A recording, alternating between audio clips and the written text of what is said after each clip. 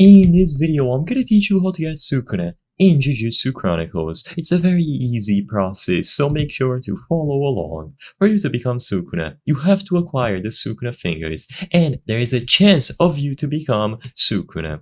So in this video, I'm gonna go over some possible locations where the Sukuna fingers can spawn. Like I said, this is only a chance for the finger to spawn, and even after you collect the finger, it's no guarantee that you will become Sukuna himself. But for the first location, you will have to go to this place here, right by these giant posters, these yellow ones, and the finger can spawn in this area here.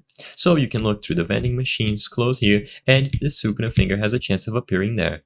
I'm gonna show you another reference place, so as you can see, you just have to go down this big road towards this tunnel here, where you can see these posters at the wall and so on.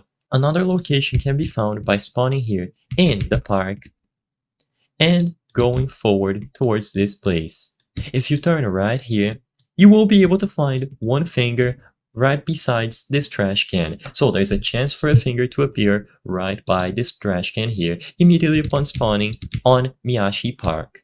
Another one can be found on the underground. So if you go over to the underground metro place or the underground station, you will be able to find one there. Like I said, this is only a small chance, and keep in mind that these fingers do not spawn in private servers, so I'm only in this private server to show you the locations. But if you want to actually get the fingers and become Sukuna for a game, you have to do it on an actual server. You can't do it here. Another one can be found on this alleyway here. So if you go forward, like you saw the path that I took, you will be able to turn here on these vending machines, and there's one that can spawn right here. The last place that I want to showcase can be found on Jujutsu High.